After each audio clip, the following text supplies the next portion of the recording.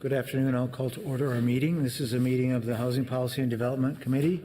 I'm Cam Gordon. I'm chair of the committee, and I'm joined today by council members Bender, Ellison, Schrader, and Reich. We're a quorum of the committee. I expect Councilmember Goodman to arrive soon. As everyone has the agenda in front of them, I just want to let everyone know that I'm walking on an item for the agenda. This is a Stable Homes, Stable Schools term sheet agenda item, which you should have a paper copy in front of you. I think you also got this almost in its exact same form emailed to you this afternoon. I'm going to put that on the consent list as item 5. And I'll go through all of the consent items first and give a little more detail to this one, and folks can pull anything off if they have questions, if they want to. The first consent item, which is number 2 on the agenda, is the Minneapolis Homes and Land Sales Development Assistant Funding Awards. These actually relate to the land sales that will be the subject of our public hearings. The next consent item, number 3, is the 2018 Minneapolis Emergency Solutions Grant Street Outreach Funding Recommendations, and this would be to approve those up to $300,000 in fundings for St. Stephen's Human Services for homeless outreach services in 2019. It could be renewable for up to an additional 4 years, subject to budget appropriations and approval of the CPED director. Number 4, which is our third consent item, is authorizing a contract with the Minnesota Home Ownership Center in the amount not to exceed $85,000 for enhanced financial wellness programming. And the 5th item, which our next consent item, is the Stable Homes, Stable Schools term sheet, and this would be 2 actions. One is to receive and file the term sheet, and also to ratify approval of a funding agreement with the Minneapolis Public Housing Authority to implement the program. Anyone want to pull any of those items for questions or discussion? Seeing none, then, Councilmember Bender has a question about one of those. Thank you, Mr. Chair. More of just a note, since we had asked for more information about the Stable Homes, Stable Schools program, I just wanted to make a brief comment on that item. Go right ahead. So this one will be going also to Ways and Means, so I think there's opportunity there for more discussion and questions. I did have a couple of questions that I had sent to staff that I just want to share with my colleagues, which is number 1, just a question about some of the pieces of the contracts that would be passing through MPHA or another entity, and if it makes sense to do that, or rather for us to contract directly, for example, the city funds that would be going for the evaluation of the program. So that's a question that could be answered and discussed at Ways and Means. And then I also just want to share that I've been in discussions with our colleagues on the county board, and just with some concerns and hope that in the future that we can coordinate better as policymakers when we have joint efforts that have county staff involved, particularly because we have a shared initiative called Heading Home Hennepin that the city funds and that the county actually puts a significant amount of staff time into. And these initiatives are not going to that body for discussion, certainly not for approval or for coordination among policymakers from the entities that are working together. And I think it's a bit awkward for county staff to keep coming to our committees and answering our questions when we should really be coordinating on that higher policymaker level. So I'm having those conversations. I think any council member should feel free to talk with their own county commissioners, and I think there's a real need for us to have a better coordination, again, on the policymaker level. If Heading Home Hennepin isn't working anymore as a partnership, I think we should reevaluate that and understand what would be a better fit for that kind of partnership and guidance. So those are my comments, Mr. Chair. Thanks for indulging. Those are excellent comments. I think, in fact, I was surprised that this hadn't already gone to Heading Home Hennepin for more conversation, and I think hopefully it will be something that can go there and can be reviewed there as well. And you're absolutely right. This is also going to be referred to the Ways and Means Committee meeting for February 12th. Seeing no other discussion or questions, then I will move the consent agenda. All those in favor, please say aye. Aye. Any opposed, say no. That motion carries. And now we'll move on to item 1, and it's actually a rather lengthy item because there's 6 different resolutions having to do with the properties that are for sale. We're going to get my intention is to get a report about all the land sales and the Development Assistance Funding Awards, and then we'll open a public hearing in case anybody is here and wants to talk about the land sales. Welcome. Thank you. Good afternoon, Chair Gordon and members of the committee. My name is Kevin Canese, and I'm a Senior Project Coordinator with CPED. I'm here today with action items for the Minneapolis Homes Development Assistance Program. The program itself is a result of the Infill Housing Development Work Group, which was a combination of staff, external partners, and residents' input on housing developments on city-owned vacant lots.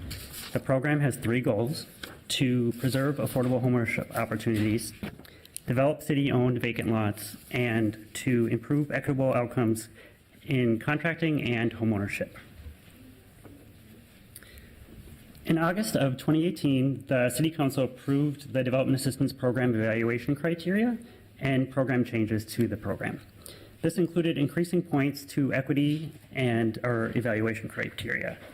A combination of internal staff and external partners from Minnesota Housing, Twin Cities Land Bank, and LISC reviewed applications from 13 developers based upon the council-approved evaluation criteria. Applicants submitted 85 offers on 52 individual lots. Some of those lots had multiple offers. And of the 13 applicants, Thor Development removed their application for consideration, and we are not recommending applications from Housing Innovation Finance Fund, Abiza LLC, and Smart Home Construction. And the reason for that is because they did not meet the minimum evaluation criteria. Equity is the #1 scoring criteria and is evaluated by looking at historical rate of service to households of color, as well as outreach to indigenous households and households below 50% area median income. We also look to their proposed marketing and outreach methods and service to households with disabilities.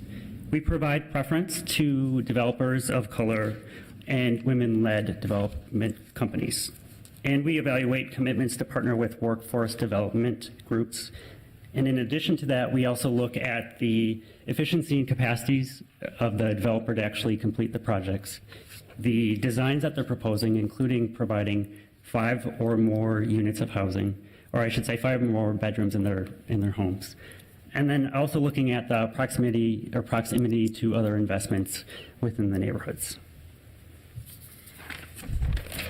As part of this process, staff provides a 45-day comment and review period to neighborhood groups, and we incorporate the responses into our evaluation.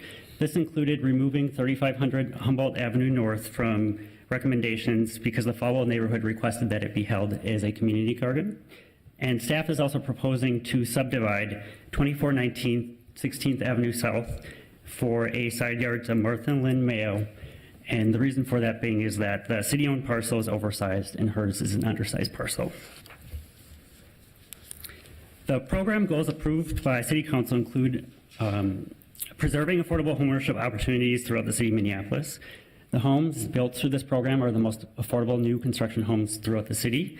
And in addition, the council recently in August approved an increase in affordability assistance to buyers through this program. Lots that are in Northeast Minneapolis and South Minneapolis are reserved for long-term affordability to households at or below 80% of area median income. And we also encourage and allow for buyers to layer funds for down payment assistance, and we require that they actually do homebuyer education so that they're aware of those opportunities to them. The program goals, as we've seen through the Green Homes North program, which is the predecessor of Minneapolis Homes, speak to the households that we've served. So through Green Homes North, the average household income of households that have purchased through that program is about $56,000 or about 60% AMI. And we've also seen that homes or households that have purchased through that program are about 68% households of color. Similar to Minneapolis Homes, Green Homes North had similar funding requirements and income caps, but we have seen through that program that developers don't necessarily utilize the full amount of funding that's available, and that the households that are served are below those income caps. The second programmatic goal of the program is to encourage new housing development on city-owned lots, and for this program, we're proposing to fund 34 developments, and of those, 19 are actually to households that are below or at or below 80% of area median income. And then of those, 19 properties, 10 are for long-term affordable homes. One home is also being proposed to be built as a duplex that would be sold to 2 AMI borrowers, and then another property is incorporating an attached ADU unit that would be a long-term affordable property. This is an increase in units from our last 2 funding rounds and applies to the city's goals of supporting affordable homeownership opportunities, increasing city population, and developing non-tax producing parcels, as well as addressing a severe housing shortage that had an impact on housing affordability within the city. Staff plans on doing an additional RFP in 2019 and anticipates that additional applications will come forth through that RFP. And in addition to that, the current run of funding is also helping us to complete grant obligations to our Minnesota Housing Neighborhood Stabilization Grant, which is a federal grant commonly referred to as NSP. The third programmatic goal is to improve equitable outcomes in construction, contracting, and homeownership. So 4 of the for-profit developers participating in the program are actually owned by people of color, and 1 is also a woman-owned business. And the number of properties proposed to them constitutes about 1/3 of the properties that we're proposing to be sold. Additionally, we've seen that a number of the developers that participate in our program have increased their capacity and are now being recommended for more lots. And in addition to that, 2 of the nonprofit developers have 50% or more of their board member positions being composed of either individuals of color or women. And we also score developers on who they're proposing to serve, if they have historically used or plan to use Section 3 contractors and underutilized business. And then in an attempt to bring awareness to our programs, we have done 18 outreach events that have reached 900 approximately individuals in 2018. And we also have a listserv newsletter that has about 2,500 people registered to it. So can you just tell us the total number of developers when we're looking at 4 developers and 2 nonprofits? The total number of developers that we are proposing to fund and sell lots to is 9 developers. Okay, thank you. And for this program in particular, we held an information session and had about 60 attendees. It ranged from people that were just starting into development to those that were very well-established developers. And we also make referrals to Business Development's Developer Technical Assistance Program, which is their DTAP program.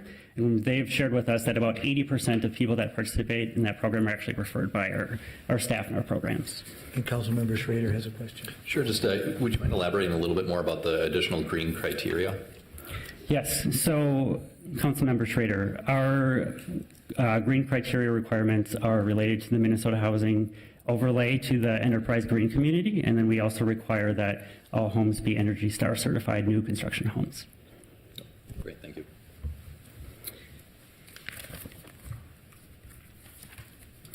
Of the 34 properties that are proposed for sale, 24 are in North Minneapolis, 2 are in Northeast Minneapolis, and those would be long-term affordable properties.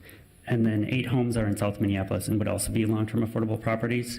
We have 2 city-approved long-term affordable providers, which is City of Lakes Community Land Trust and Twin Cities Habitat for Humanity. And with that, I want to briefly give you an overview and show you the general elevations of the properties that are proposed by the 9 developers.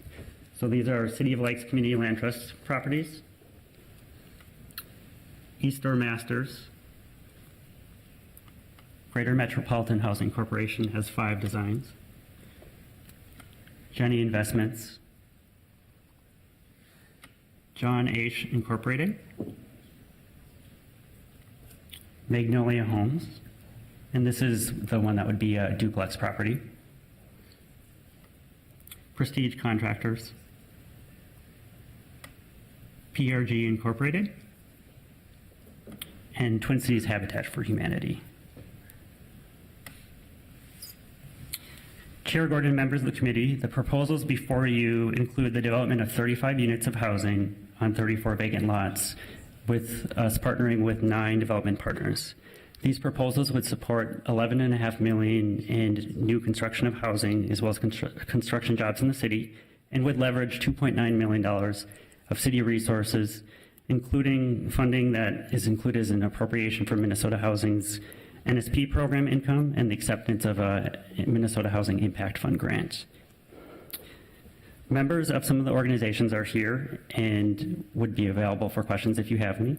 And with that background, I would like to move a recommendation as outlined in the report, including a sale of the 34 properties to the 9 developers, the sale of a side yard at 2419 16th Avenue South to Martha Lynn Mayo, appropriation of $301,111.94 of NSP program income, and acceptance of a Minnesota Housing Impact Fund grant of $800,000 and authorization of a contract between the city and Minnesota Housing. With that, I'd be happy to take any questions. I have a couple questions. When we were looking at the designs, there were a couple of designs that looked like it was the same design house on several properties. Is that true? That is correct. Some of the developers have a master design that they use. Okay. And then you also mentioned earlier that you were going to go out for a second RFP later this year.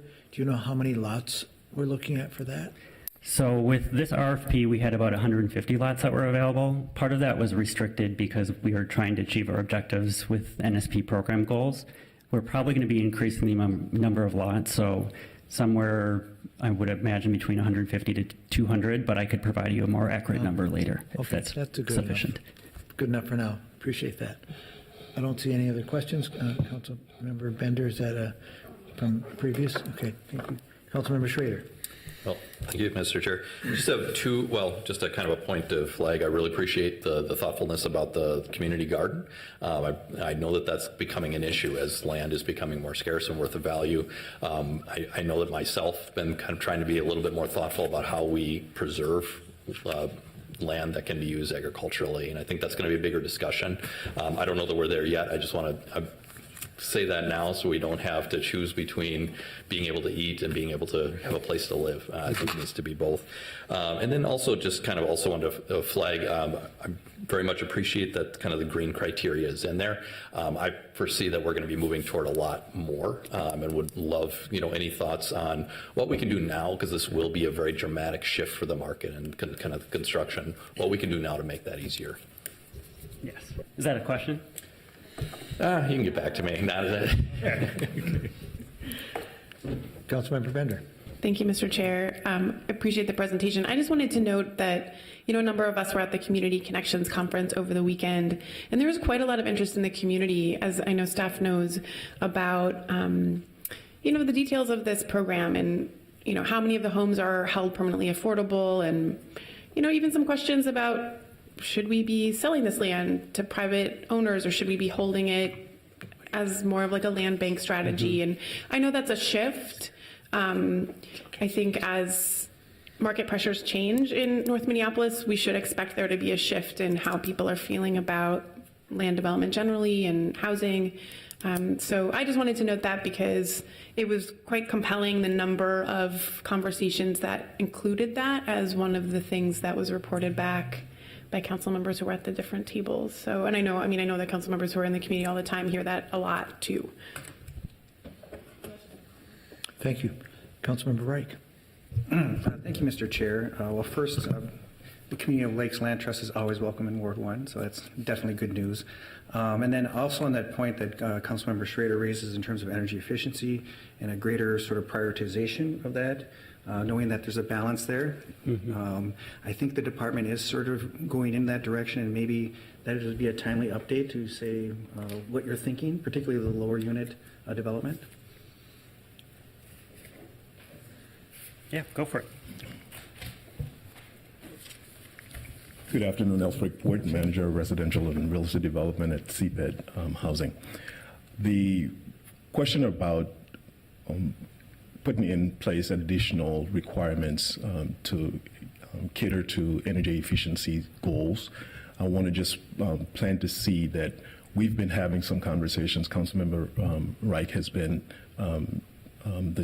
the leader in that front with regards to passive house designs for single-family development.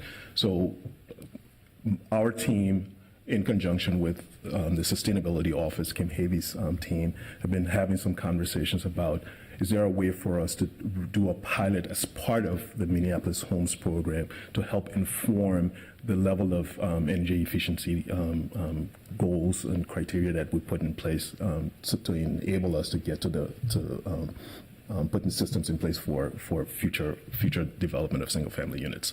So that's where we are at this point. We don't have anything to report at this phase. The conversations are ongoing, and we'll be in a better position to come back to present to you. Thanks. Thank you. Thank you. Maybe there'll be something to talk about before we go out for the next RFP even. Councilmember Schrader? Just to follow up on that, the energy efficiency is just one part of it, and the question I don't know, kind of talking to developers, is it better to have kind of an a la carte, like many choices, because there's a lot of ways to reduce our carbon. Passive is very much going to be much more comfortable for the homeowner and reduce their bills, but also just in the construction of the home. I know that I believe Ramsey County requires for some of their housing to 70% of the debris to be recycled. I don't know that we have similar standards. Just in how the home is constructed could also be an option. Interesting conversation. Don't see any other questions up here. I do want to thank you for the presentation. Thank you. It was a lot of great information, and you laid it out very clearly in an understandable way for us all. Thank you so much. Thank you. Appreciate it. Now, I also want to open the public hearing in case there's anybody here who wants to come up and tell us what they're going to do with their land they purchased or introduce themselves. We certainly are excited to see people coming forward to develop and build homes in our city. Welcome. Why don't you introduce yourself? Good afternoon. I'm Alex Frank, part of Magnolia Homes. Just quick, I've had the opportunity to work with Minneapolis Home Program through a few projects now. I went through rehab of a condemned property in the Hawthorne neighborhood. We were able to renovate that one and get it back on the market and have a family in that one now. Round two, participate single family home, about to break ground on that one in Weber Campton neighborhood. And what we have here for round three, I applied for the duplex. So as we look at the 2040 plan, I think this fits well with it. You look at the housing density as well as the price point we're going for. So I'm looking at building this twin home and being able to sell each half of it, each one being a 3-2 for less than $200,000. So this is kind of our first one into this. So I anticipate success, so we'll be, coming back to replicate that, across as well. And then the duplex will be in the Hawthorne neighborhood. Thank you. Well, wonderful. Thank you so much. Sounds great. Anybody else wish to come up and address the committee? Don't see anybody getting up. Last call. Well, thank you all for being here and for listening, and thanks for being involved in improving Minneapolis.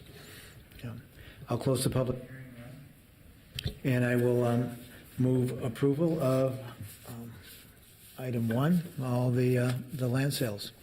Any questions or comments on that? Seeing none, then all those in favor, please say aye.